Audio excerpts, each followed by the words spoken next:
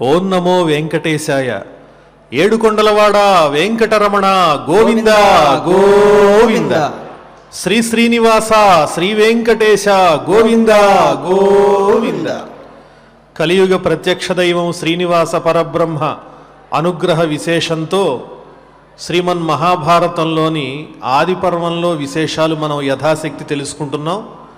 ముందుగా ఆచార్యుల వారు సంకల్పాన్ని పఠింపజేస్తారు. ఓం నమో వెంకటేశాయ. విఘ్నేశ్వర ధ్యానం విఘ్నేశ్వర ధ్యానం శుక్లాంబరధరం విష్ణుం శుక్లాంబరధరం విష్ణుం శశివర్ణం చతుర్భుజం శశివర్ణం చతుర్భుజం ప్రసన్నవదనం ధ్యాయేత్ ప్రసన్నవదనం ధ్యాయేత్ సర్వవిఘ్నోపశాంతయే సర్వవిఘ్నోపశాంతయే. శ్రీనివాస ధ్యానం శ్రీనివాస ధ్యానం నమస్తుభ్యం మహాదేవ నమస్తుభ్యం మహాదేవ.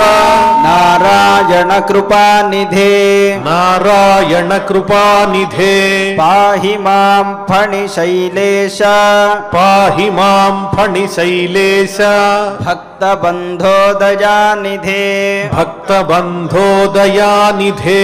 మహాభారత శ్రవణ ఫలం మహాభారత శ్రవణ ఫలం ద్వైపాయనోష్ఠపుట నిస్సృతమప్రమేయం ద్వైపాయనోష్ఠపుట నిస్సృతమప్రమేయం.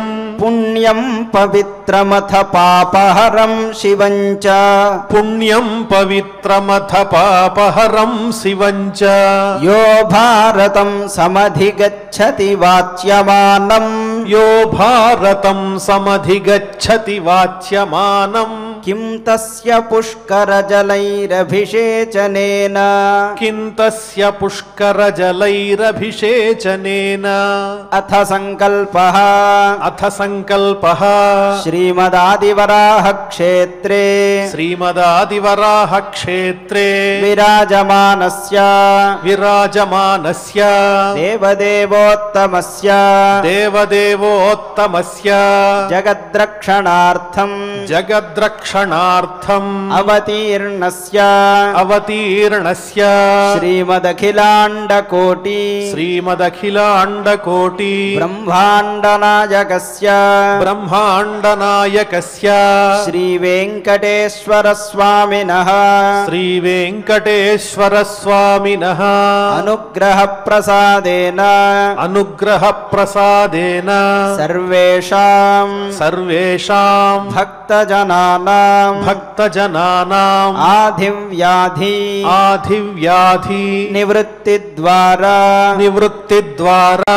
ఆయురారోగ్య ఆయురారోగ్య ఐశ్వర్యాభివృద్ధ్యర్థం ఐశ్వర్యాభివృద్ధ్యర్థం విషూచిక విషూచిక క్రిమిజనిత క్రిమిజనిత సమస్త సమస్త దుష్ప్రభావ దుష్ప్రభావ నివారణార్థం నివారణార్థం సర్వారిష్ట సర్వారిష్ట నివృత్తి ద్వారా నివృత్తి ద్వారా సకల శ్రేయోభివృద్ధ్యర్థం సకల శ్రేయోభివృద్ధ్యర్థం ధర్మార్థ ధర్మార్థ కామమోక్షాఖ్య కామమోక్షాఖ్య చతుర్విధ చతుర్విధ పురుషార్థ ఫల సిద్ధ్యర్థం పురుషార్థ ఫల సిద్ధ్యర్థం వాంగ్మనః కాయ వాంగ్మనః కాయ ప్రవర్తిత ప్రవర్తిత అనేక జన్మాఘ అనేక జన్మాఘ నిబర్హణార్థం నిబర్హణార్థం సమస్త సమస్త పాపక్షయార్థం చ పాపక్షయార్థం చ శ్రీమన్మహాభారతే శ్రీమన్మహాభారతే ఆదిపర్వణి ఆదిపర్వణి యథాశక్తి యథాశక్తి ద్వితీయాధ్యాయాంతర్గత ద్వితీయాధ్యాయాంతర్గత శ్లోకపారాయణం శ్లోకపారాయణం ఆచార్యముఖేన ఆచార్యముఖేన కరిష్యామహే కరిష్యామహే. వ్యాసధ్యానం వ్యాసధ్యానం వ్యాసం వసిష్ఠనప్తారం వ్యాసం వసిష్ఠనప్తారం శక్తేః పౌత్రమకల్మషం శక్తేః పౌత్రమకల్మషం పరాశరాత్మజం వందే పరాశరాత్మజం వందే శుకతాతం తపోనిధిం సుఖతాతం తపోనిధిం వ్యాసాయ విష్ణురూపాయ వ్యాసాయ విష్ణురూపాయ వ్యాసరూపాయ విష్ణవే వ్యాసరూపాయ విష్ణవే నమో వై బ్రహ్మనిధయే నమో వై బ్రహ్మనిధయే వాసిష్ఠాయ నమో నమః వాసిష్ఠాయ నమో నమః అచతుర్వదనో బ్రహ్మ అచతుర్వదనో బ్రహ్మ ద్విబాహురపరో హరిః ద్విబాహురపరో హరిః అఫాలలోచన శంభుః అఫాలలోచన శంభుః భగవాన్ బాదరాయణః భగవాన్ బాదరాయణః నారాయణం నమస్కృత్య నరం చైవ నరోత్తమం దేవీం సరస్వతీం వ్యాసం తతో జయముదీరయేత్. శ్రీమన్మహాభారతంలో ఆది పర్వంలో ఉన్నటువంటి ఉపపర్వాల్లో పర్వ సంగ్రహ పర్వం అనేది రెండవది, అనుపర్వం. అందులో ఉన్న విశేషాలు మనం తెలుసుకుంటున్నాం. సమస్తమైనటువంటి భారత కథ అంతా కూడా ఆ పర్వ సంగ్రహ పర్వంలో సంక్షిప్తంగా చెప్పబడింది. ఆ విశేషాలు తెలుసుకుంటూ సుమారుగా మనం ధర్మరాజు, అర్జునుడు, భీముడు వీళ్ళంతా కూడా స్వర్గానికి వెళ్ళటం కోసం బయలుదేరి వెళ్ళిపోతున్నారు. మహాప్రస్థాన పర్వం దాకా చెప్పుకున్నాం. వీరందరూ పాండవులు ఇంద్రప్రస్థంలో ప్రజలందరి యొక్క అనుమతి తీసుకుని బయలుదేరుతూ ఉన్నారు. ప్రజలందరూ అంగీకరించలేదు. అయినప్పటికీ ధర్మరాజు కాలం గురించి తెలిసినవాడు, ధర్మం గురించి తెలిసినవాడు కాబట్టి ఇంకా శ్రీకృష్ణ పరమాత్మ లేనటువంటి ఈ భూమిపై తమ కర్తవ్యం కూడా పరిపూర్ణమైనట్టుగా గ్రహించాడు. అభిమన్యుని కుమారుడైనటువంటి పరీక్షిత్తునకు అభిషేకం చేసి వాళ్ళంతా బయలుదేరారు ఇంద్రప్రస్థం నుంచి. అదే సమయంలో పాండవులతో పాటుగా ఒక శునకం కూడా బయలుదేరింది. మొత్తం 7 బయలుదేరారు. 5 పాండవులు, ద్రౌపది, అదేవిధంగా ఒక శునకము, దాన్నే సారమేయము అంటారు, కుక్క. అది కూడా బయలుదేరి వాళ్ళ వెంట అనుసరిస్తూ వస్తూ ఉంది. మార్గమధ్యంలో అగ్నిదేవుడు ప్రత్యక్షమయ్యాడు. అర్జున, నీ దగ్గరున్నటువంటి గాంధీవానికి ఇంకా పని లేదయ్యా, ఆ గాంధీవాన్ని వరుణదేవునికి అర్పించవలసిందని చెప్పాడు. వెంటనే అర్జునుడు కాస్త కష్టమైన మనస్సు గట్టి చేసుకుని తన చేతిలో ఉన్నటువంటి గాంధీవాన్ని అక్కడ ఉన్నటువంటి సరస్సులో నీటిలో పడవేశాడు. అక్కడి నుంచి బయలుదేరి వాళ్ళు వెళుతూ ఉన్నారు. దదౌ సంపూజ్య తద్దివ్యం గాంధీవం ధనురుత్తమం యత్ర భ్రాతॄన్నిపతితాన్ ద్రౌపదీంచ యుధిష్ఠిరః దృష్ట్వా హిత్వా జగామైవ సర్వాన్ అనవలోకయన్. ప్రతి ఒక్కరిలో కూడా ఏదో ఒక చిన్న స్వల్పమైన లోపం అనేది తప్పకుండా ఉంటుంది. ఎంత గొప్పవాళ్ళైనా వాళ్ళల్లో ఉన్నటువంటి బలహీనతను వాళ్ళు జయించలేరు. అది నైసర్గికమైనటువంటి స్వభావం. స్వభావో దురతిక్రమ అని స్వభావాన్ని దాటడం ఎవరి వల్ల కాదు. కానీ పరిపూర్ణమైనటువంటి చక్కని ధర్మ మార్గాన్ని అవలంబించటం అనేది ధర్మరాజు వల్ల మాత్రమే అయింది.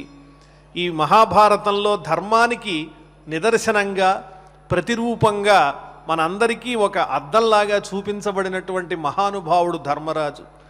వాళ్ళు ఉత్తరం దిక్కుగా బయలుదేరి నడుచుకుంటూ వెళ్ళిపోతూ ఉన్నారు. వెళ్ళిపోతూ ఉంటే ఆ సమయంలో ముందుగా ద్రౌపది కింద పడిపోయింది. ఆత్మనః సదృశం ప్రాజ్ఞం నైషో మన్యత కంచన పక్షపాతో మహానస్యాః విశేషేణ ధనంజయే. భీమసేనుడు ప్రశ్నించాడు, అన్నగారు ద్రౌపది పడిపోయింది ముందుగా, ఎందువల్ల పడిపోయింది? మనందరినీ కూడా భక్తి శ్రద్ధలతో ఎంతో ప్రేమగా ఆవిడ సేవించింది కదా, మనతో పాటు ఎందువల్ల ఆవిడ నడవలేకపోయింది అని చెప్పి ధర్మరాజుని ప్రశ్నిస్తే ఆయన చెప్పాడు, పక్షపాతో మహానస్యాః విశేషేణ ధనంజయే. ద్రౌపది మనందరినీ ప్రేమగానే ఆదరించింది, కానీ ఆమెలో ఉన్నటువంటి స్వల్పమైన దోషం ఏమిటి అంటే మనందరిలోకెల్లా అర్జునుడంటే ఆమెకు ఎంతో ప్రీతి. ఆ స్వల్పమైనటువంటి దోషం వల్ల ఆమె సాధించుకున్నటువంటి నిగ్రహం అనేది కొంతవరకే పనిచేసింది. ఆమె యోగ మార్గంలో ప్రయాణించటానికి శక్తి లేనిదైపోయింది. ఆ బలహీనత వల్ల మనందరికన్నా ముందుగానే పడిపోయింది అని చెప్పి ధర్మరాజు సమాధానం చెప్పాడు. మరికొంత దూరం బయలుదేరి వెళ్ళిన తరువాత వెంటనే చివరివాడు సోదరుడైనటువంటి సహదేవుడు పడిపోయాడు. వెంటనే భీమసేనుడు ప్రశ్నిస్తున్నాడు, అన్నగారు సహదేవుడు పడిపోయాడు, మనందరినీ ఎంతో ప్రేమగా సేవించేవాడు కదా, ఏనాడు ఎదిరించి కూడా ఎరుగడు, బాలుడు, ఎందువల్ల అలా పడిపోయాడు అంటే అప్పుడు దానికి సమాధానం చెబుతూ ఉన్నారు. ఆత్మనః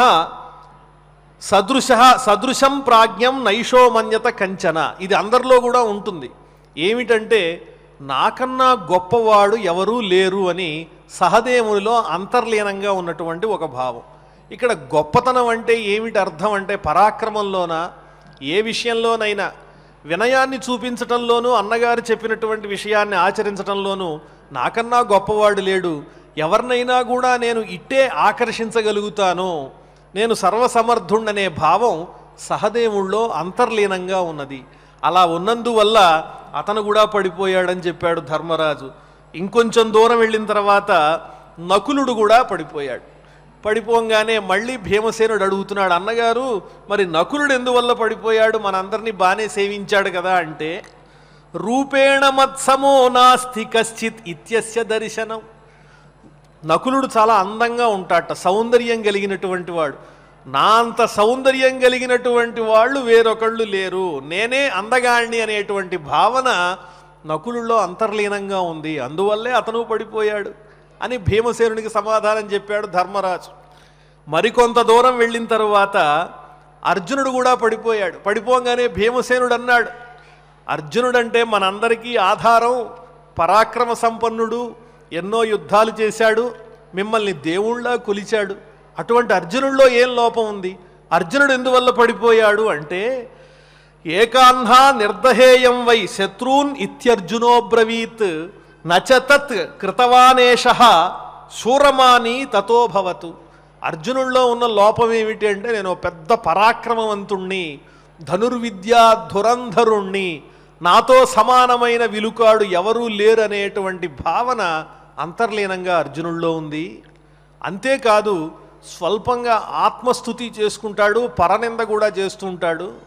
ఎందువల్లంటే ఒకే ఒక రోజులో నేను శత్రువులందరినీ కూడా సంహరించగలను అని ప్రతిజ్ఞ చేశాడు అర్జునుడు.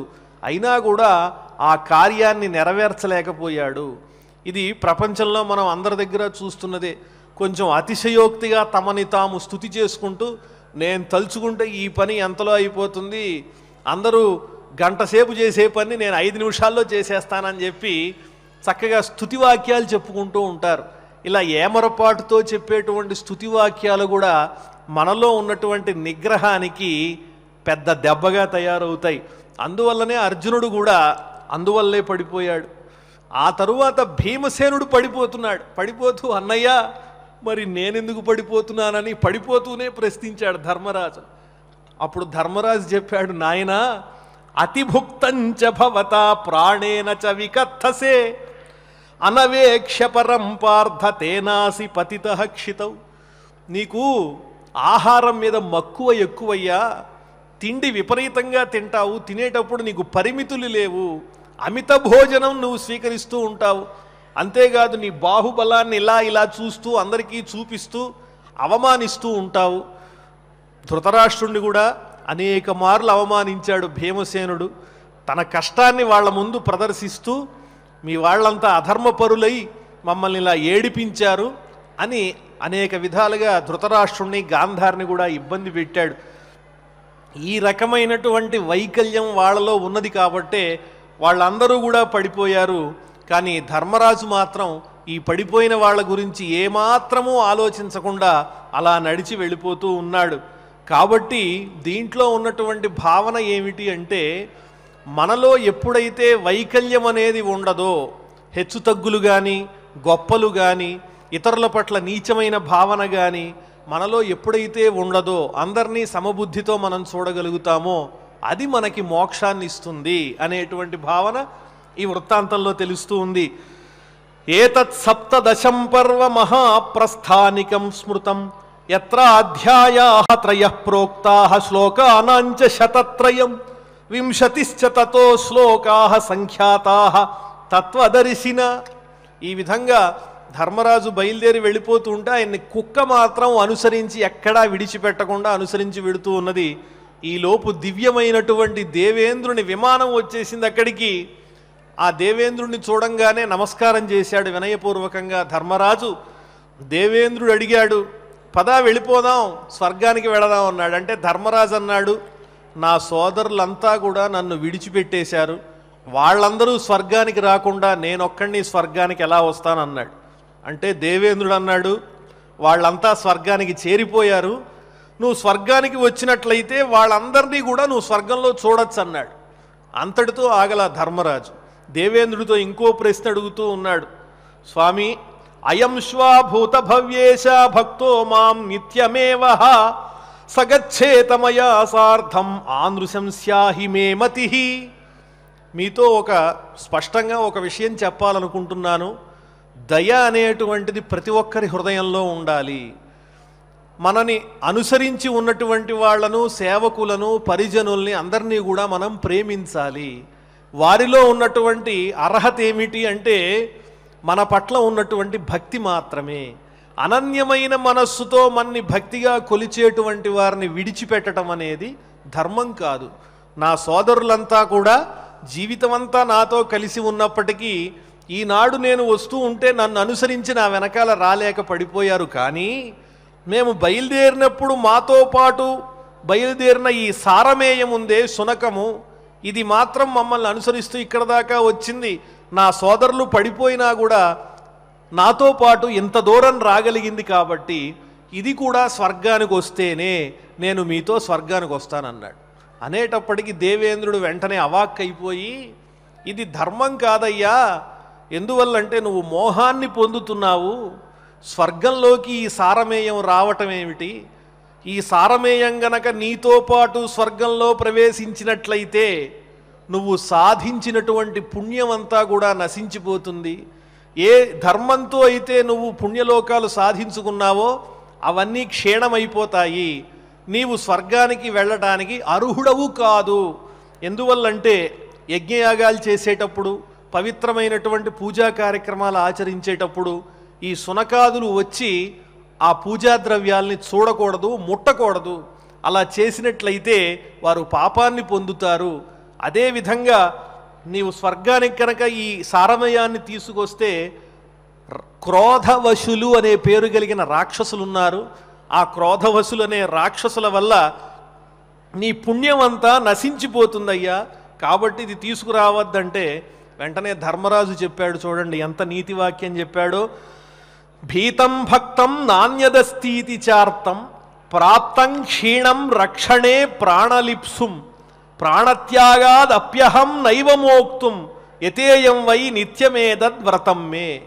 నాకు ఒక వ్రతం ఉన్నది దేవేంద్ర. ఏమిటదంటే భయపడుతున్నవాడు కానీ, నేనే దిక్కని చెప్పి ఇతరులను ఆశ్రయించకుండా నా భక్తుడై ఈ కష్టంలో ఉన్నానని నన్ను ఆశ్రయించిన వాడు కానీ, తన యొక్క సర్వస్వాన్ని పోగొట్టుకుని నన్నే రక్షించమని ప్రార్థించిన వాడు కానీ, అటువంటి వాళ్ళు ఎవరైనా కూడా నా దగ్గరకు వచ్చినట్లయితే రక్షించమని వాళ్ళని నేను విడిచిపెట్టను. ఇది నా నియమము. ఈ సారమేయం కూడా నన్ను నమ్ముకుని అక్కడి నుంచి నడుచుకుంటూ వచ్చింది. ఇప్పుడు దేవేంద్రుడు వచ్చాడు, స్వర్గం నాకు లభిస్తూ ఉన్నది కదా అని చెప్పి దీన్ని విడిచిపెట్టి నేను రావటం ధర్మం కాదు. కావాలంటే నాకు స్వర్గం కూడా వద్దు అని చెప్తున్నాడు ధర్మరాజు. అంటే జీవితానికి పరమావధి ఏమిటి అంటే భగవంతుని యొక్క అనుగ్రహం. ఆ అనుగ్రహం వల్ల ధర్మాచరణ చేసినటువంటి ధర్మరాజుకి చక్కగా పుణ్యలోకాలు ప్రాప్తించినాయి. అవి దొరికినప్పుడు ఇతరులని పట్టించుకోకుండా తనకి తాను ఆ ఆనందాన్ని అనుభవించడానికి వెళ్లకుండా తనను ఆశ్రయించినటువంటి వారికి కూడా ఆ పుణ్యాన్ని ఇమ్మని చెప్పటం అనేటువంటిది ధర్మానికి పరాకాష్ఠ. అందువల్లనే ధర్మరాజు ధర్మమూర్తి అయ్యాడు. ఇంద్రుడు అన్నాడు, ఇంత మోహం నీకు పనికిరాదు, ఈ శునకమైతే తీసుకెళ్ళటం కుదరదు అంటే ఇంకా చెబుతున్నాడు ధర్మరాజు. సజ్జనులైనటువంటి వాళ్ళ దగ్గర ఎవరైతే ద్రవ్యాన్ని అపహరిస్తారో, ఎంతో కూడబెడతారో ధర్మ మార్గంతో, పాపం ధనాన్ని కూడబెట్టి దాచుకుంటే తెలియకుండా దొంగలాగా వెళ్ళి ఆ మంచి వాళ్ళ యొక్క డబ్బుని ఎవరైతే అపహరిస్తారో వాళ్ళు పాపాత్ములు. అదేవిధంగా ఆశ్రయించినటువంటి వాళ్ళని భయపెట్టేవాళ్ళు, పెద్దవాళ్ళని ఆశ్రయించి అయ్యా మీ దగ్గర ఉన్నాం, మేము మీ రక్షణలో ఉన్నాము అని ప్రార్థిస్తూ ఉంటే వాళ్ళని రక్షించకుండా వాళ్ళు ఏ మాటలు చెప్తే భయపడతారో ఆ మాటలు చెప్పి వాళ్ళని భయపెడుతూ, నువ్వు ఇలా చేసావు కదా నీ సంగతి రేపు చూస్తా అనంగానే పాపం ఆశ్రయించిన వాడు భయపడిపోయి రాత్రంతా నిద్రలేక గడుపుతూ ఉంటే ఈ భయపెట్టిన వాడు మాత్రం ఆనందంగా సుఖంగా పడుకుని ఉంటాడు, అతడికి భోజనం ఎక్కుతుంది. ఈ రకంగా ఆశ్రయించినటువంటి స్వల్పమైన శక్తి కలిగిన వాళ్లను కారణం లేకుండా అనవసరంగా చీటికి మాటికి తిట్టడం, వాళ్ళని దూషించటం, అవమానాల పాలు చేయటం, ఏ మాట చెప్తే వాళ్ళు భీతి పొందుతారో అవి చెప్పి వాళ్ళని భయపెట్టడం, ఇలాంటి వాడు కూడా ఎవరూ చెప్పుకోలేనంత మహాపాపాన్ని పొందుతాడు. అలాగే అబల అయినటువంటి స్త్రీవధ చేసినటువంటి వాడు కూడా మహాపాపాత్ముడు అవుతాడు. అంతేకాదు నమ్మినటువంటి స్నేహితునికి ద్రోహం చేసినటువంటి వాడు కూడా మహాపాపి అవుతాడు. ఇటువంటి పాపాలు చేసిన వాడితో సమానం. ఇప్పుడు గనక నేను ఈ కుక్కని విడిచిపెడితే ఈ 4 పాపాలు చేసిన వాడు ఎంత దుష్టాత్ముడవుతాడో, భక్తుడై మనను ఆశ్రయించినటువంటి వాడిని నిర్లక్ష్యం చేసిన వాడు కూడా అంతే అవుతాడు. కాబట్టి నేను ఈ కుక్కని విడిచిపెట్టి రానయ్యా, కావాలంటే నీవు వెళ్ళిపో అనంగానే వెంటనే ఆ కుక్క కాస్త ధర్మదేవతగా మారిపోయింది. నాయనా ధర్మరాజా, నువ్వెంతో గొప్పవాడివి, ఇప్పుడైనా కాస్త వెనకాడతావేమో అనుకున్నాను, కానీ నీలో ధర్మ నిరతి ఏమాత్రమూ తగ్గలేదు. ఆనాడు యక్షుని రూపంలో నీ సోదరులంతా కూడా సరస్సు దగ్గరికి వచ్చినప్పుడు వాళ్ళు నీళ్లు తాగే ముందు వాళ్ళని ప్రశ్నలు వేశాను, వేద్దాం అనుకున్నాను. వాళ్ళు నీరు తాగారు, ప్రశ్నలకి సమాధానం చెప్పలేదు, మరణించారు. ఆ తర్వాత నువ్వొచ్చి నా ప్రశ్నలకు సమాధానం చెప్పావు. అదే యక్ష ప్రశ్నలు శ్రీమన్ మహాభారతంలో. ఆ సమాధానాలు చెప్పిన తర్వాత సంతుష్టుడైనటువంటి నేను మరణించిన నీ సోదరుల్లో ఎవరిని బతికించమంటామని ప్రశ్నిస్తే నీవు ఎంతో ఉదారంతో కుంతీసుతుల్లో నేను జీవించి ఉన్నాను, భీమార్జునుల్ని నీవు బ్రతికించనక్కర్లేదు, మాద్రి కుమారుడైనటువంటి నకులుణ్ణి బ్రతికించవలసింది అని కోరినప్పుడే నీ ధర్మానికి నేను అచ్చరు పొందాను. ఇంత గొప్పవాళ్ళు ధర్మమూర్తులు ఇంకెవరూ ఉండరయ్యా. ఈనాడు మళ్ళీ నేను ఈ సారమేయ రూపంలో నిన్ను అనుసరించి వచ్చి ఇక్కడైనా కూడా ఆశ్రితులైన వారి విషయంలో ఏదైనా లోపం చేసి నీ సుఖం కోసం విడిచిపెట్టి వెళ్ళిపోతావేమో స్వర్గానికి అనుకున్నాను, కానీ నీవు ఇప్పుడు కూడా ధర్మానికే నిలబడ్డావు, నాకు చాలా ఆనందంగా ఉంది అని ధర్మరాజుని ప్రశంసించాడు ఆ ధర్మదేవత యమధర్మరాజు. ఇటువంటి గొప్ప గొప్ప విషయాలున్నటువంటి ఈ మహాప్రస్థాన పర్వంలో ఎన్ని శ్లోకాలు ఉన్నాయి అంటే 123 శ్లోకాలు ఉన్నాయండి. ఇందులో ఉన్నటువంటి అధ్యాయాలు 3. ఈ రకంగా ధర్మరాజు దేవేంద్రుని చేత మహర్షుల చేత స్తుతింపబడుతూ ఉన్నవాడై దివ్యమైనటువంటి విమానాన్ని అధిరోహించి స్వర్గలోకంలో చూచాడు ధర్మరాజుని.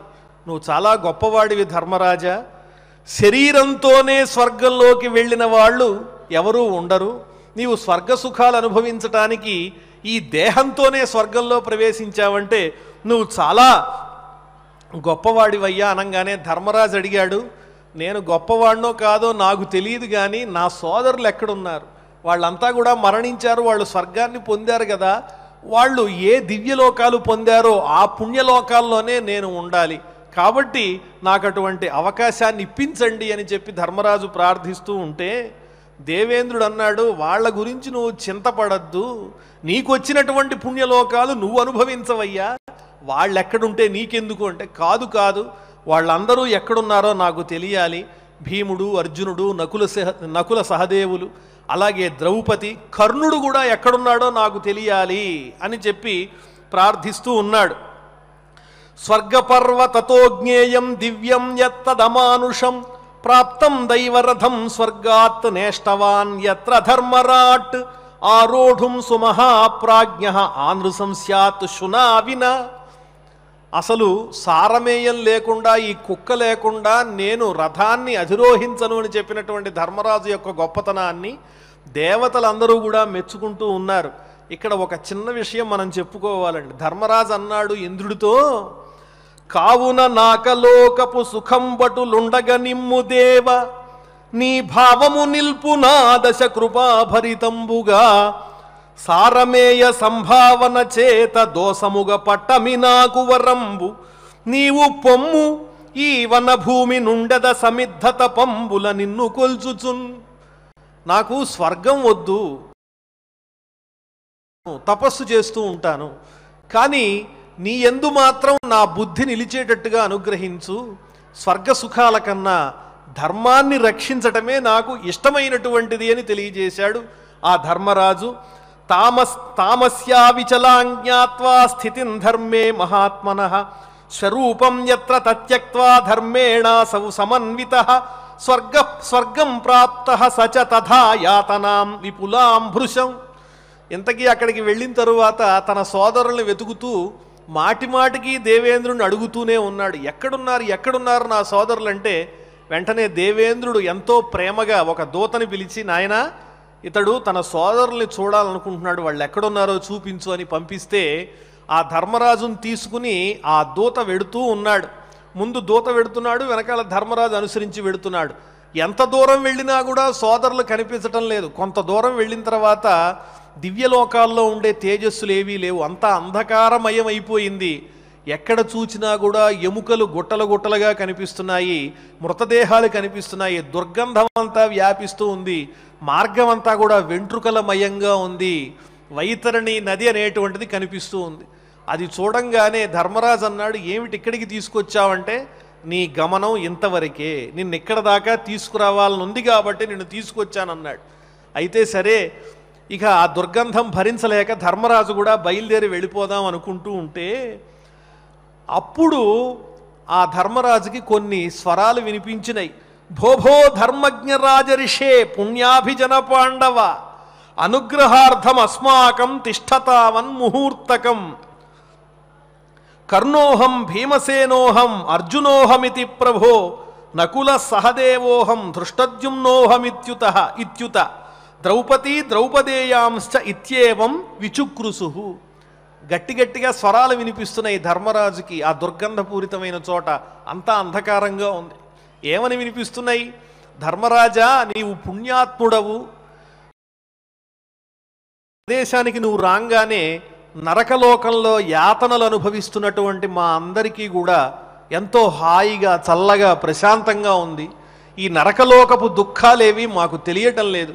దయచేసి నువ్వు ఇక్కడి నుంచి వెళ్ళవద్దు, ఇక్కడే ఉండు అని అరుస్తున్నారు. ఎవరు వాళ్ళు అని ఆలోచిస్తే, నేను భీమసేనుణ్ణి, నేను అర్జునుణ్ణి, నేను నకులుణ్ణి, నేను సహదేవుణ్ణి, నేను ద్రౌపదిని, మేము ఉపపాండవులము అని చెప్పి ఈ ధర్మరాజు పక్షంలో ఉన్నటువంటి ఈ సోదరుల యొక్క ఆర్తనాదాలు, నేను కర్ణుణ్ణి అని చెప్పి అరుపులన్నీ వినేటప్పటికీ ధర్మరాజు మనసంతా కూడా వివశమైపోయింది. దేవదూతేన నరకం యత్ర వ్యాజేన దర్శితం, శుశ్రావయత్ర ధర్మాత్మ భ్రాతృణాం కరుణాంగిర. దయతో కూడినటువంటి కరుణతో నిండిన తన సోదరుల యొక్క స్వరాలన్నీ వినేటప్పటికీ ధర్మరాజు మనస్సంతా కూడా బాధతో నిండిపోయింది. నిదేశే వర్తమానానాం దేశే తత్రైవ వర్తతాం, అనుదర్శితశ్చ ధర్మేణ దేవరాజేన పాండవ. అక్కడి నుంచి బయలుదేరి అక్కడ ధర్మరాజు అన్నాడు, నా సోదరుల యొక్క ఆర్తనాదాలు వింటున్నాను, నేను ఇక్కడి నుంచి నేను రాను, నువ్వు వెళ్ళి దేవేంద్రుడికి చెప్పుకో, నాకు స్వర్గం అక్కర్లేదు, నా సోదరులకు లేనటువంటి స్వర్గం నాకు అవసరం లేదు అని చెప్పి పంపిస్తే ఆ దేవదూత వెళ్ళి దేవేంద్రుడికి చెప్పాడు. వెంటనే దేవతలంతా పరిగెత్తుకొచ్చారు, యమధర్మరాజు కూడా వచ్చాడు. నాయనా, ఎందుకు ఇలా వ్యామోహపడుతున్నావు అంటే, లేదు నా సోదరులందరూ కూడా ఏనాడు పాపం ఆచరించకుండా నన్ను సేవించి ధర్మాన్ని ఆచరించినటువంటి వారు, వాళ్ళందరూ స్వర్గానికి రావలసిందే అనేటప్పటికీ దేవతలు ఎప్పుడైతే అక్కడికి వచ్చారో అక్కడ ఉండేటువంటి దుర్గంధం అంతా పోయింది, అలాగే అంతా తేజోవంతమైపోయింది. ఈ అరుపులు ఆర్తనాదాలు ఏమీ లేవు. మళ్ళీ ధర్మదేవత చెప్తున్నాడు ధర్మరాజుతో, మళ్ళీ నిన్ను పరీక్షించానయ్యా, ఇప్పటికి 2 సార్లు పరీక్షించాను, నెగ్గావు, 3వసారి కూడా నీ సోదరులను విడిచి సుఖపడడానికి నువ్వు ఎప్పుడైతే ఇష్టపడలేదో ఆ క్షణం నువ్వు ఇంకా ధర్మమూర్తిగా నిలిచావు. కాబట్టి నీ సోదరులు ఎక్కడికి వెళ్ళలేదు, స్వర్గంలోనే ఉన్నారు, పద అని చెప్పి ధర్మరాజును తీసుకువెడుతూ ఉన్నారు. ఈ ధర్మరాజుకి ఇంకొక విచిత్రమైనటువంటి సంఘటన ఎదురైంది స్వర్గంలో. ఏమిటంటే అక్కడ దుర్యోధనుడు ఆనందంగా దివ్యమైన సింహాసనం మీద కూర్చుని సుఖంగా ఉన్నాడు స్వర్గంలో. అది చూచేటప్పటికి ధర్మరాజుకి బాధ కలిగి దేవేంద్రుని ప్రశ్నించాడు, స్వామి ఏమిటి అన్యాయం?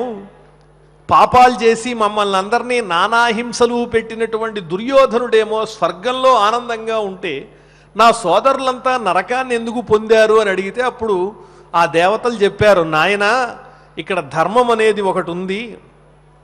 ఎవరైతే పాపాన్ని స్వల్పంగా చేసి పుణ్యం ఎక్కువ చేస్తారో వాళ్ళు ముందుగా పాపాన్ని నరకంలో అనుభవించి శాశ్వతమైనటువంటి స్వర్గాన్ని పొందుతారు. ఎవరైతే పాపాన్ని ఎక్కువ చేసి పుణ్యాన్ని తక్కువ చేస్తారో వాళ్ళ పుణ్యఫలాన్ని అనుభవించడానికి ముందు స్వర్గాన్ని పొంది తర్వాత శాశ్వతంగా నరకాన్ని పొందుతారు. ఈ దుర్యోధనుడు వీరి వర్గం అంతా కూడా ఎన్ని పాపాలు చేసినా యుద్ధంలో వీరమరణం పొందారు కాబట్టి దానికి ప్రతిఫలంగా వీళ్ళంతా కూడా స్వర్గాన్ని అనుభవిస్తూ ఉన్నారు.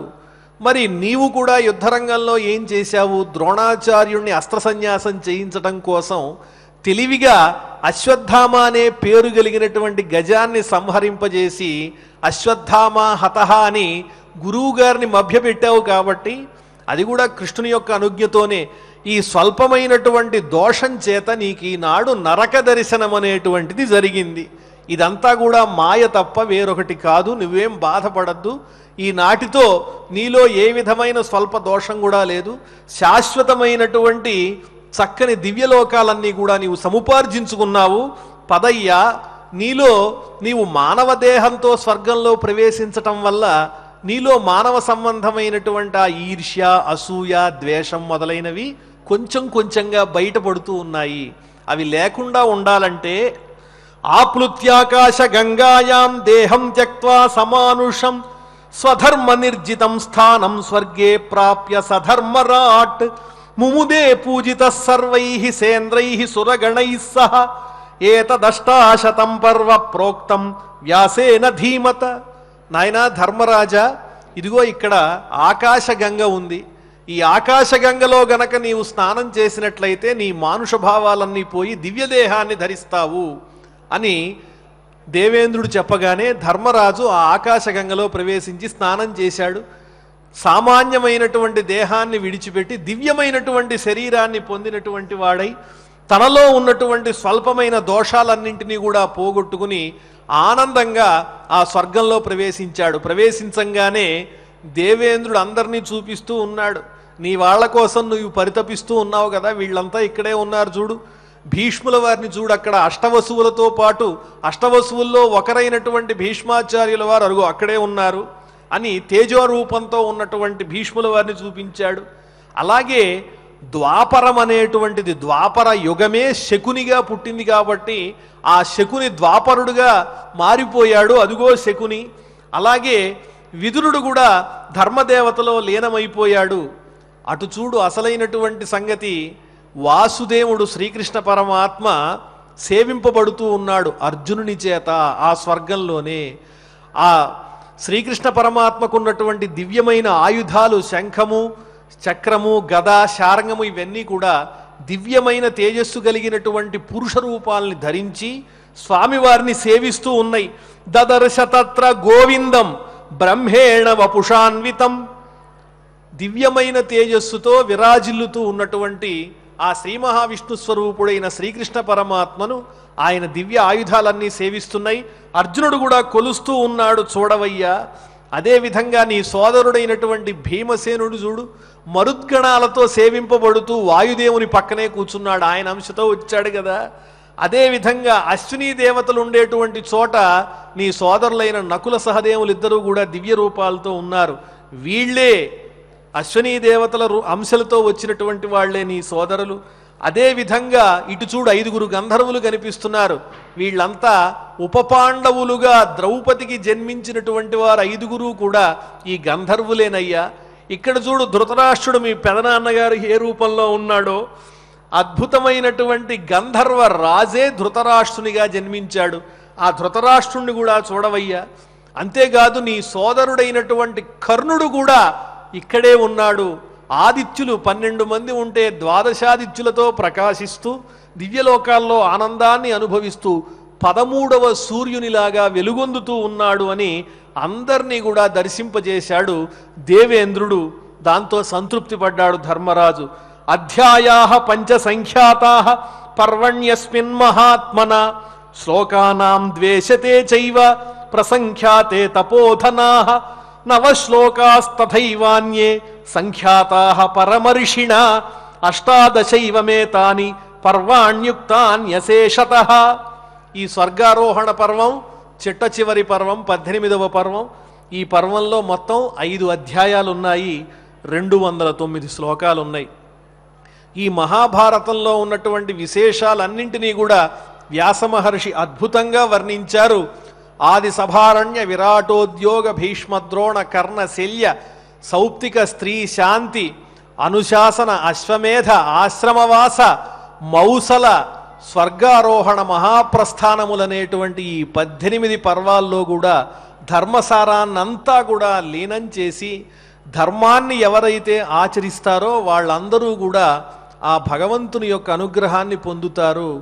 ధర్మం అనేది అందరికీ కూడా ప్రధానమైన సాధనము.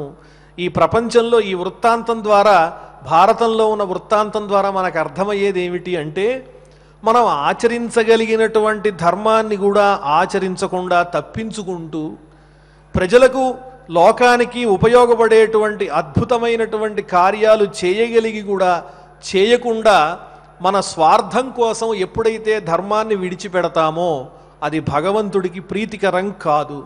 ధర్మరాజు కొంచెమైనా కూడా దోషం లేకుండా ధర్మాన్ని ఆశ్రయించి తనవారు పరాయివారు అనేటువంటి మమకారాన్ని పెట్టుకోకుండా శ్రీకృష్ణ పరమాత్మను ధర్మ సాధనంగా చేసుకుని ఆయన్ని ఆశ్రయించినటువంటి వాడై ఇంద్రాది దేవతల చేత కూడా పూజింపబడేటువంటి దివ్యమైన స్థాయికి వెళ్ళాడు. దానికి కారణం ఏమిటి అంటే అద్భుతమైన శక్తులు కాదు, అస్త్రాలు కాదు, అదేవిధంగా పెద్దవాళ్లతో పరిచయాలు కాదు, ఆయన దాచుకున్నటువంటి ధనము కాదు. ఏమిటి అంటే ధర్మము మీద ఆసక్తి, ప్రలోభాన్ని విడిచిపెట్టడం. ఈ ప్రలోభాన్ని విడిచిపెట్టడం అనేది మన చేతిలోనే ఉంది. కానీ ఆశ కలిగినప్పుడు అది దురాశయి, అత్యాశయి ధర్మం అనేది ఉందో లేదో, దేవుడు అనేవాడు ఉన్నాడో లేదో, ఈ జన్మ గడిస్తే కదా పూర్వజన్మ ఉత్తర జన్మ, ఈ విషయాలన్నీ ఎవరు విశ్వసిస్తారు అని ఆలోచనతో కేవలము ధర్మాన్ని విడిచిపెట్టడం వల్లే మానవ జాతి ఈనాడు మానసికమైనటువంటి అశాంతితో దుఃఖపడుతూ ఉంది. మరి ఆ శునకం ఉన్నది కదా, దాన్ని కూడా ఎలా చూచాడు ధర్మరాజు? తనను ఆశ్రయించినటువంటి కుక్కని కూడా తనతో సమానంగా చూశాడనేటువంటి నీతి మనం ఎంతో జాగ్రత్తగా పట్టుకోవాలి. సునిచైవశ్వపాకేచ పండితాహ సమదర్శినః. పండితుల పట్ల అలాగే క్షుద్రమైన జంతువుల పట్ల అందరి పట్ల కూడా పండితులనే వాళ్ళు సమవర్తనులై ఉంటారు తప్ప గొప్పవాళ్ళని చూసినప్పుడే వీళ్ళు మనవాళ్ళు అనుకోవటం, ఏ ఆర్థిక సంపద లేకుండా కష్టపడే వాళ్ళని చూసి వీళ్ళు మనకి సంబంధించని వాళ్ళు అనుకోవటం, ఈ భావాలనేవి దాటడం చాలా కష్టమే. కానీ అభ్యాసం ద్వారా మనం సమస్తమైనటువంటి ప్రాణుల పట్ల సమానమైన స్నేహాన్ని భావాన్ని కలుపుకుంటూ పోతూ ధర్మాన్ని గనక విడిచిపెట్టకపోయినట్లయితే, ధర్మం అంటే మాటిమాటికి ధర్మం అనే శబ్దం వివరిస్తూ ఉన్నారు, అదంత గొప్పదా, ఈ మాట అనడం అలవాటైపోయింది అనుకోకర్లా. మన మనస్సుకి తెలుస్తుంది ఇది ధర్మము ఇది అధర్మం అని. అది తెలిసినప్పుడు ధర్మ మార్గంలో మనం సంచరిస్తూ వెళ్ళిపోతే గనక అది పరమాత్మ అనుగ్రహానికి పాత్రమవుతుందనడంలో ఏ విధమైన సందేహం లేదు. ఈ రకంగా మనం ఈనాడు మహాభారతంలో ఉన్న 18 పర్వాల యొక్క సంగ్రహాన్ని కూడా యథాశక్తి తెలుసుకున్నాం. అదేవిధంగా హరివంశం అనేటువంటిది ఒకటి ఉన్నది, వ్యాస మహర్షి ప్రణీతమైనది. ఈ మహాభారతంలో ఏవైతే తెలియని వృత్తాంతాలు ఏమైనా గనక ఉన్నట్లయితే అవన్నీ కూడా మనకు హరివంశంలో లభిస్తాయి. దాన్ని ఖిలపర్వము అంటారు, అంటే మిగిలిపోయిన విషయాలన్నీ తెలియజేసేటువంటిది. ఖిలేషు హరివంశ్చ భవిష్యంచ ప్రకీర్తితం 10 శ్లోక సహస్రాణి 20 శ్లోక శతాని చ ఖిలేషు హరివంశే చ సంఖ్యాతాని మహర్షిణ ఏతత్సర్వం సమాఖ్యాతం భారతే పర్వసంగ్రహ. ఈ శ్లోకాల్లో ఏం చెబుతున్నారంటే ఆ ఖిలమైనటువంటి హరివంశంలో చెప్పబడిన విశేషాలు మొత్తం 12,000 శ్లోకాలతో సుమారుగా భారతం అంతా కూడా 1,00,000 శ్లోక పరిమితమై సమస్త ధర్మశాస్త్రాలకు కూడా ఆలవాలమై ఎప్పటికీ కూడా మనందరికీ చక్కని నీతిని అందిస్తూ సన్మార్గంలో నడిపించేది అయ్యింది. ఈ విషయాలు మనం ఈనాడు సంక్షిప్తంగా తెలుసుకున్నాం. ఆచార్యుల వారు ఇప్పుడు మనందరి చేత కూడా ఆ శ్లోకాల్ని పారాయణ జరిపిస్తారు. ఓం నమో వెంకటేశాయ. అథ అథ శ్రీమన్మహాభారతే ఆదిపర్వణి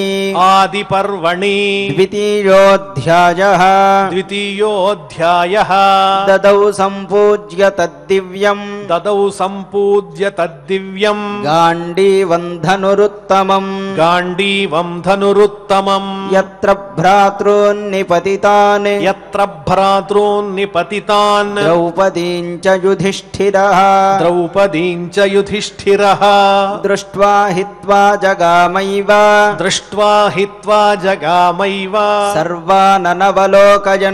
సర్వాననవలోకయన్ ఏతత్ సప్తదశం పర్వ మహాప్రస్థానికం స్మృతం యత్రాధ్యాయాస్త్రయః ప్రోక్తాః శ్లోకానాంచ శతత్రయం వింశతిశ్చ తతః శ్లోకాః సంఖ్యాతాస్తత్వదర్శినా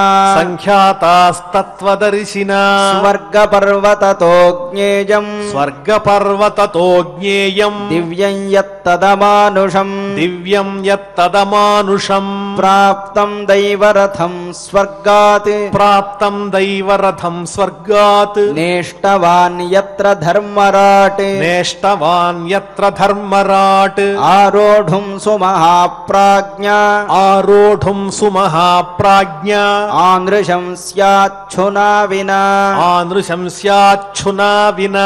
తామస్యా విచలాం జ్ఞాత్వా స్థితిం ధర్మే మహాత్మనః స్వరూపం యత్ర తత్యక్త్వా ధర్మేణాసౌ సమన్వితః స్వర్గం ప్రాప్తః స చ తథా యాతనాం విపులాం భృశం దేవదూతేన నరకం యత్ర వ్యాజేన దర్శితం శుశ్రావయత్ర ధర్మాత్మా భ్రాతॄణాం కరుణాగిరః నిదేశే వర్తమానానాం దేశే తత్రైవ వర్తతాం అనుదర్శితశ్చ ధర్మేణ దేవరాజేన పాండవః ఆప్లుత్యాకాశగంగాయాం దేహం త్యక్త్వా సమానుషం స్వధర్మనిర్జితం స్థానం స్వర్గే ప్రాప్య సధర్మరాట్ ముముదే పూజితః సర్వైః సేంద్రైః సురగణైః సహ ఏతదష్టాదశం పర్వ ప్రోక్తం వ్యాసేన ధీమత అధ్యాయాః పంచ సంఖ్యాతాః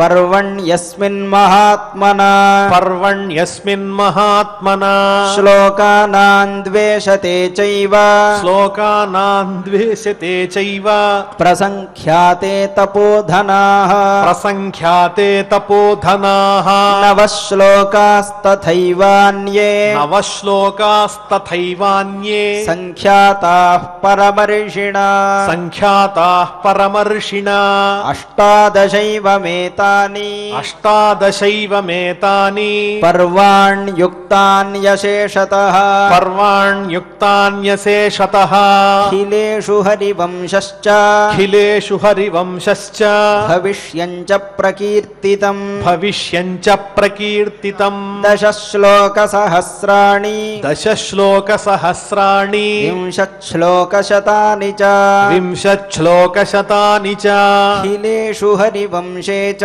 అఖిలేషు హరివంశే చ సంఖ్యాతాని మహర్షిణా సంఖ్యాతాని మహర్షిణా ఏతత్సర్వం సమాఖ్యాతం ఏతత్సర్వం సమాఖ్యాతం భారతే పర్వసంగ్రహః భారతే పర్వసంగ్రహః.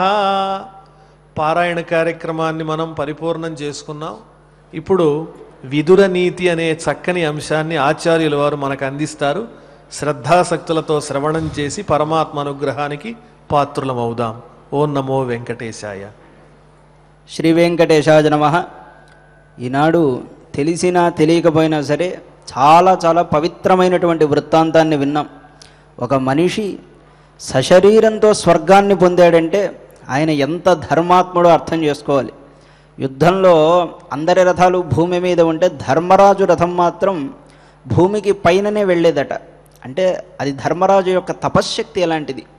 ఎప్పుడు ద్రోణాచార్యుడి విషయంలో కొంచెం సంశయం చేశాడో అప్పుడు రథం భూమి మీదకి కిందకి దిగబడిపోతుంది. అంటే భూమి మీద అందరిలాగా నడుస్తుంది. అది వ్యక్తిగతంగా కొంత అవమానమే ధర్మరాజుకి. అయినా కూడా మళ్ళీ ఆయన తన తపశ్శక్తితో మళ్ళీ ఒక ఉన్నత స్థితికి చేరుకుంటాడు. ధర్మరాజు అంటే సామాన్యమా? వివేకానందుడు పాశ్చాత్య దేశాల్లో భారతీయ సుక్షత్రియులు ఎలా ఉంటారనడానికి ఉదాహరణగా ఈ స్వర్గారోహణ పర్వాన్ని, మహాప్రస్థాన పర్వాన్ని, అలాగే ధర్మరాజు యొక్క వ్యక్తిత్వాన్ని చాలా అద్భుతంగా పాశ్చాత్య దేశాలలో అందించారు.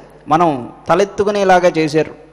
యుధిష్ఠిరుడన్న పేరు ఆయనకి సార్థకత చేకూరుతుంది. ఆ పేరుకి జీవితం అనే యుద్ధంలో స్థిరంగా నిలబడేవాడు గనుకనే యుధిష్ఠిరుడు అని పేరు. కర్ణుడు కనీసం యుద్ధంలో కూడా నిలబడలేదు, చాలా మాటలు పారిపోయాడు. ఆ మాటకు వస్తే అర్జునుడు జీవితం మొత్తంలో యుద్ధంలో వెనుదిరిగిందే లేదు. ఆ మాట చెప్పడం ఎందుకంటే ధర్మరాజుకి ఇటు పాండవ పక్షానికి కౌరవ పక్షానికి ఎంత తేడా ఉందో చెప్పడం కోసం ఇది ప్రస్తావన చేయడం. ఓ కుక్క కోసం స్వర్గాన్ని వరదులుకుంటారు. చిన్న పదవి వస్తుందంటేనే పక్కవాడిని ఎత్తిన కాలు పెట్టి పైకలా ఎదుగుదామా అని చూసేవాళ్ళు ఉంటే ధర్మరాజు ఔన్నత్యం ఎలా అర్థమవుతుంది? మన జాతికి, చిన్న చిన్న పిల్లలకి ధర్మరాజుని ఆదర్శంగా కనుక చూపిస్తే చాలా అద్భుతమైనటువంటి వ్యక్తిత్వాలతో పిల్లలు ఎదుగుతూ ఉంటారు. ధర్మరాజుని చూపించాలి, కణికుణ్ణి, విదురుణ్ణి, చాణక్యుణ్ణి కూడా చూపిస్తూ ఉండాలి. ఛత్రపతి శివాజీ గురించి ఒక మాట చెప్తారు. మనకి భారతంలో కృష్ణుణ్ణి అలాగే శత్రువులను ఎలా దెబ్బకొట్టాలనేటువంటి అంశంలో కృష్ణుణ్ణి ఫాలో అయినవాడు, చాణక్యుని ఫాలో అయినవాడు, ఇలాగే విదురుణ్ణి చక్కగా అధ్యయనం చేసిన వాడు అంటే ఛత్రపతి శివాజీ అనే అంటారు. ఎందుకంటే రాజ్యస్థాపన కోసం ఆయన ఈ కాలానికి ఎలా ఉండాలో అలా ఉన్న రాజుల్లో ఒకళ్ళు. ధర్మరాజు ఎప్పుడూ ధర్మం ధర్మం అన్నాడు, చాలా అద్భుతం. కానీ చిట్ట చివరి వరకు ధర్మంలో నిలబడగలిగాడంటే అది గొప్ప విషయం. మనం జీవితంలో ఏదో కాస్త గొప్ప ధర్మం చేసి విర్రవీగిపోతాం, పక్కవాడికి చెప్పుకొని ఇంత చేసాం అంత చేసామని. కానీ ధర్మరాజుల అహం అనేది కించిత్తు కూడా కనపడదు. అలాంటి గొప్పవాడు ఆయన. అటువంటి భారత కథాశ్రవణాన్ని ఈనాడు చేశాం. అంటే ధర్మరాజు యొక్క వ్యక్తిత్వానికి సంబంధించిన విషయాలను ఈనాడు ప్రస్తావన చేసుకున్నాం. ఇక రోజు మనం చెప్పుకునేటువంటి ప్రహేళిక భాగంలో ఈనాడు కొన్ని శ్లోకాలని పరిశీలిస్తున్నాం విదుర నీతిలో. అనుకోకుండా ఈరోజు ఆచార్యుల వారు చెప్పినటువంటి కథకు సంబంధించినటువంటి శ్లోకాలే ఈనాడు వచ్చాయి. అవి వరుసగా కొన్ని పరిశీలన చేస్తే, త్రివిధం నరకస్యేదం ద్వారం నాశనమాత్మనః కామక్రోధస్తథా లోభః తస్మాదేతత్రయం త్యజేత్ అన్నాడు. మనిషికి నరకద్వారాలు 3 తెరిచుంటాయ్యా అన్నాడు. నరకద్వారాలు తెరిచేవి మనిషికి 3 అన్నాడు. ఏమిటి అంటే కామము, క్రోధము, లోభము. ఈ 3ఏనయ్యా మనిషిని నరకానికి తీసుకెళ్ళేవి. వీటిని త్యాగం చేస్తే మనిషి ఉన్నతిని పొందుతాడు అని చెప్పాడు విదురుడు ధృతరాష్ట్రుడికి. ఈ మాట వినడానికి చాలా సులభంగా ఉంటుంది, అర్థమైపోయినట్టుగా ఉంటుంది. కానీ చిక్కెక్కడొస్తుందంటే అసలు మనిషి కామక్రోధాదుల్ని ఎందుకు వదలలేడు? ఇది కదా ప్రశ్న. వదలొచ్చుగా, మరి ఈ క్షణం వదిలేయాలి అనుకుంటే ఎందుకు వదలలేం అంటే, మీరు ఒకసారి గమనిస్తే సూక్ష్మంగా చెప్పేటువంటి ఒక ప్రయత్నం చేస్తాను. ఒక కోణం నుంచి మనకి ఈ జన్మ కొత్త కాదు. మనం ఎన్నో వేల జన్మలు అలా పుడుతూ ఉంటాం, చచ్చిపోతూ ఉంటాం. ఈనాడే మనం ఉండడం అనేది కాదు కదా, ఎప్పటి నుంచో వస్తూ ఉంటాం. ఎన్ని జన్మలు ఈ శరీరంలో అలా మారుతూ ఉన్నా సరే ఇంకో జీవితో సాహచర్యాన్ని అపేక్ష చేస్తూ ఉంటాం. ఇప్పుడు ఉదాహరణకి ఒక ఈగగా పుట్టామనుకోండి, ఏం పుట్టమని ఏం లేదండి, ఖచ్చితంగా మనకు అన్ని జన్మలు ఉంటాయి. ఒక ఈగగా పుట్టామనుకోండి ఇంకొక ఆడ ఈగతో కలవాలని చూస్తాం. ఒక దోమగా పుట్టామనుకోండి అలాగే ఇంకొక జీవితో సాహచర్యం. ఓ కుక్కగా పుడితే ఇంకో కుక్కతో. అలా ప్రతి జన్మలోనూ జీవి ఏం చేస్తాడంటే ఇంకో జీవితో సాంగత్యానికి అలవాటు పడిపోయాడు. ఈ లంకె అనేది మనిషికి అనేక జన్మల నుంచి వస్తుంది. సో కామం అనేది అంత దారుణంగా మనిషికి తెలియకుండానే మనిషిని బద్ధుణ్ణి చేసేస్తూ ఉంటుంది. అందుకనే కామాన్ని విడవడం అనేది చాలా కష్టమైన విషయం అయ్యా అంటాడు భర్తృహరి. ఒక చోట అంటాడు కదా, విశ్వామిత్ర పరాశర ప్రభృతడో వాతాంబు పర్ణాశన అంటాడు.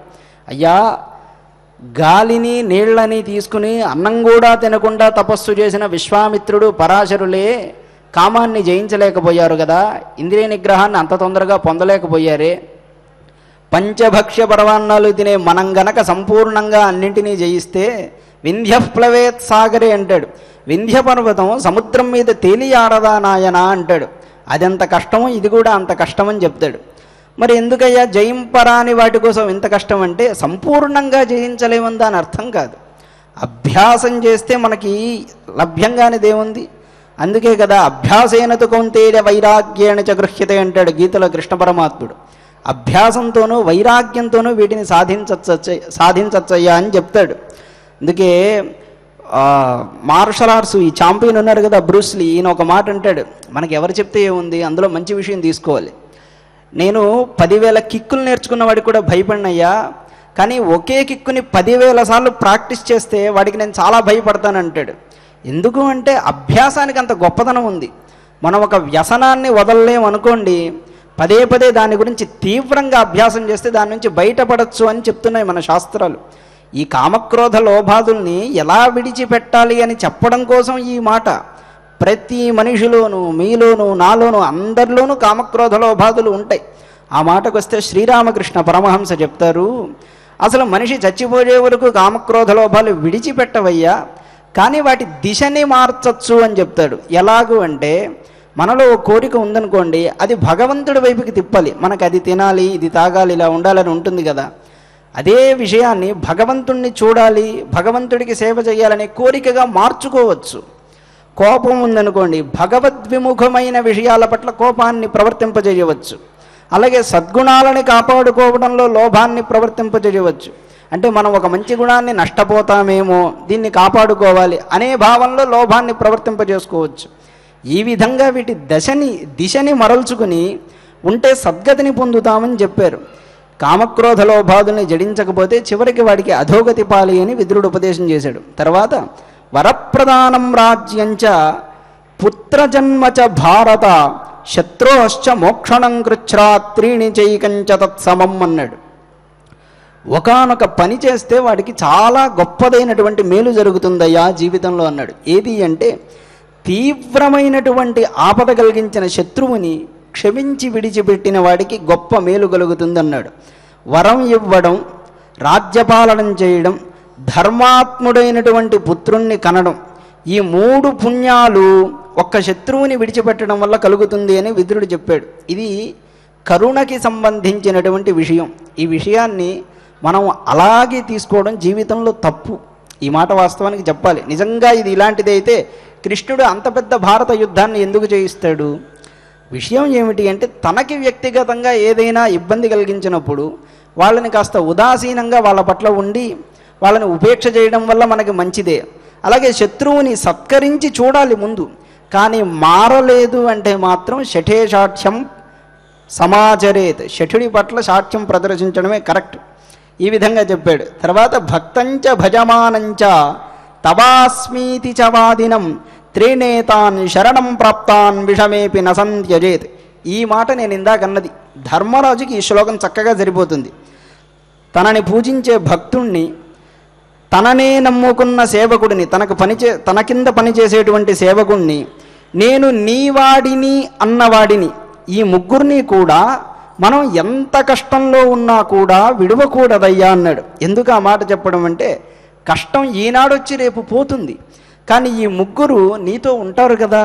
అది ఒకటైతే ధర్మరాజు ఆయన్ని వెన్నంటిన శునకాన్ని కూడా విడవలేదే, అటువంటి స్వభావమే కదా ఆయనది. మన రామచంద్రమూర్తిని ఆదర్శంగా తీసుకోవచ్చుగా. సహృదేవ ప్రపన్నాడు తవాస్మీతి చయాచితే అభయం సర్వభూతేభ్యో దదాం ఏ తద్వ్రతం మమ అన్నాడు కదా. ఒక్కసారైనా నేను నీవాణ్ణి అన్నవాడికి నేను అభయం ఇచ్చి వాడిని కాపాడుతానయ్యా, ఇది నా వ్రతం అన్నాడు రామచంద్రుడు. విదురుడు చెప్పిన దానికి శ్రీరామచంద్రుడు ధర్మరాజు ఆదర్శం. ఇలాంటి ఆదర్శ పురుషుల్ని మనం ఆదర్శంగా తీసుకోబట్టే వాస్తవానికి మన మీద దండెత్తిన వాళ్ళందరూ బ్రతికిపోయారని చెప్పచ్చు. కానీ ఈనాడు యుక్తాయుక్త విచక్షణతో మనం ప్రవర్తించాల్సినటువంటి అవసరం చాలా ఉంది ఈ విషయంలో. అయితే మన భారతీయమైనటువంటి ఆదర్శం శత్రువుని కూడా క్షమించగలిగేటువంటి గుణం కలిగింది అని మనం చెప్పుకోవచ్చు. ఈ విధంగా ధర్మము, ధర్మ సూక్ష్మమయమైనటువంటి విదుర నీతిని ఈనాడు కొంతమేర మనం ప్రస్తావన చేసుకున్నాం. ఇంకా అనేకమైనటువంటి విషయాలు ఉన్నాయి.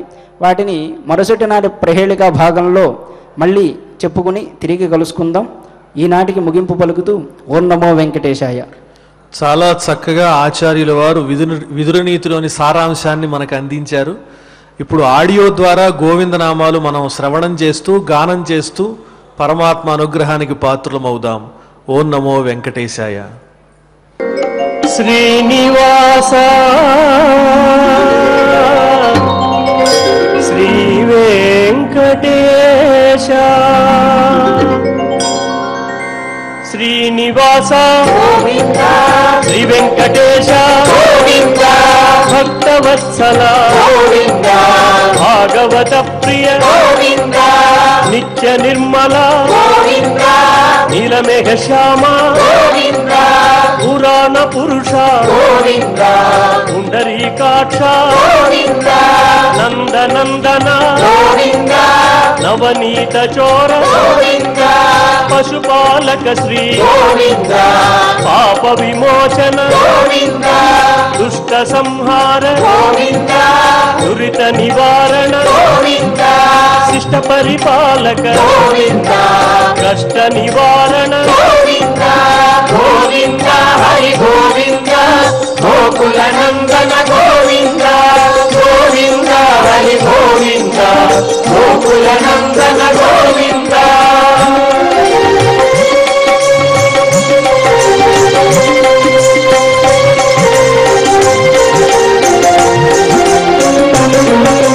వజ్రమకుటధర గోవింద వరాహమూర్తి గోవింద గోపీ జనలోల గోవింద గోవర్ధనోద్ధార గోవింద దశరథనందన గోవింద దశముఖమర్దన గోవింద పక్షివాహన గోవింద పాండవ ప్రియ గోవింద మత్స్యకూర్మ గోవింద మధుసూదన హరి గోవింద వరాహ నృసింహ గోవింద వామన భృగురామ గోవింద బలరామానుజ గోవింద బౌద్ధ కల్కిధర గోవింద వేణుగాన ప్రియ గోవింద వెంకటరమణ గోవింద గోవింద హరి గోవింద గోకుల నందన గోవింద గోవింద హరి గోవింద గోకుల నందన గోవింద.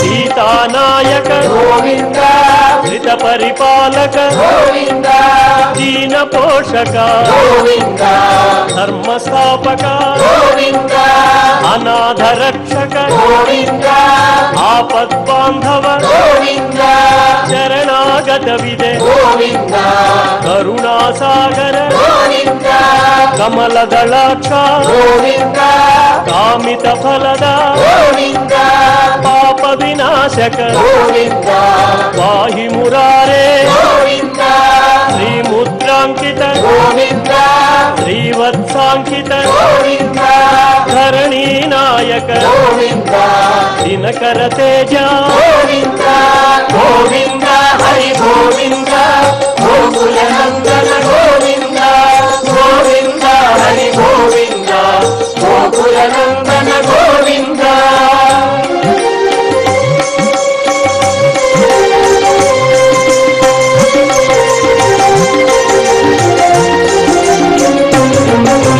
పద్మావతి ప్రియ గోవింద ప్రసన్నమూర్తి గోవింద అభయహస్త గోవింద అక్షయ వరద గోవింద శంఖ చక్రధర గోవింద శాంగ గదాధర గోవింద విరజాతిరస్థ గోవింద విరోధి మర్దన గోవింద సాలగ్రామధర గోవింద సహస్రనామ గోవింద లక్ష్మీ వల్లభ గోవింద లక్ష్మణాగ్రజ గోవింద కస్తూరి తిలక గోవింద కాంచనాంబర గోవింద గరుడ వాహన గోవింద గజరాజ రక్షక గోవింద గోవింద హరి గోవింద గోకుల నందన గోవింద గోవింద హరి గోవింద గోకుల నందన గోవింద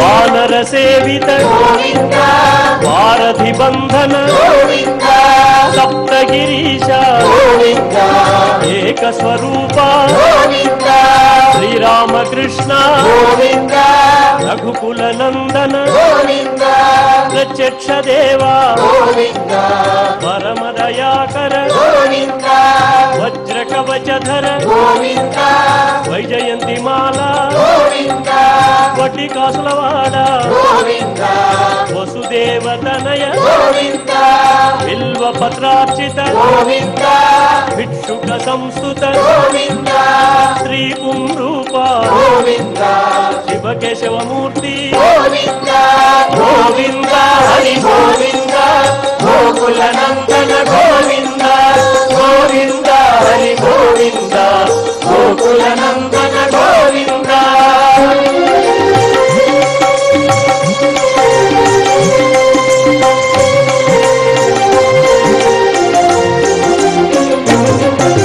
బ్రహ్మాండ రూప గోవింద భక్త రక్షక గోవింద నిత్య కళ్యాణ గోవింద నీరజనాభ గోవింద అతిరామ ప్రియ గోవింద హరి సర్వోత్తమ గోవింద జనార్దనమూర్తి గోవింద జగసాక్షి రూప గోవింద అభిషేక ప్రియ గోవింద ఆపన్నివారణ గోవింద రత్న కిరీట గోవింద రామానుజనుత గోవింద స్వయం ప్రకాశ గోవింద ఆశ్రిత పక్ష గోవింద నిత్య శుభప్రద గోవింద నిఖిల లోకేశ గోవింద గోవింద హరి గోవింద గోకుల నందన గోవింద గోవింద హరి గోవింద గోకుల నందన గోవింద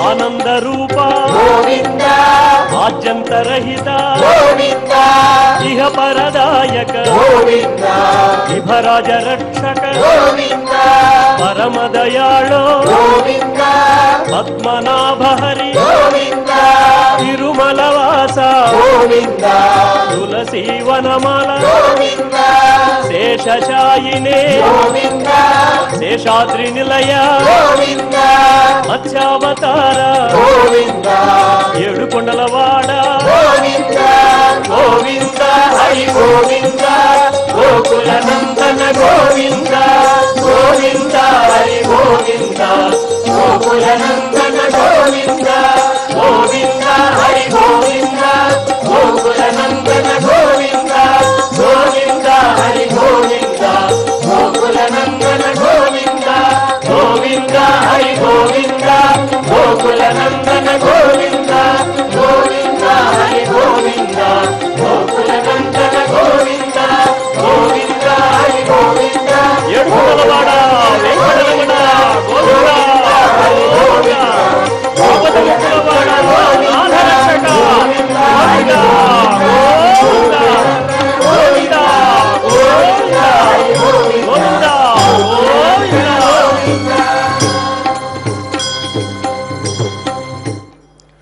భక్తి శ్రద్ధలతో గోవిందనామాలు శ్రవణం చేశాం, గానం చేశాం. ఇప్పుడు క్షమాప్రార్థనాదులన్నీ ఆచార్యుల వారితో కలిసి పఠిద్దాం.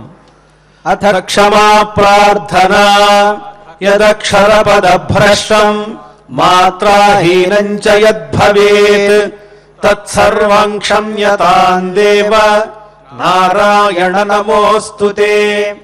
అథ లోకక్షేమ ప్రార్థన సర్వే భవంతు సుఖినః సర్వే సంతు నిరామయాః సర్వే భద్రాణి పశ్యంతు మా కశ్చిద్ దుఃఖభాగ్ భవేత్. అథ భగవత్ సమర్పణం కాయేన వాచా మనసేంద్రియైర్వా బుద్ధ్యాత్మనా వా ప్రకృతే స్వభావాత్ కరోమి యద్యత్ సకలం పరస్మై నారాయణాయేతి సమర్పయామి.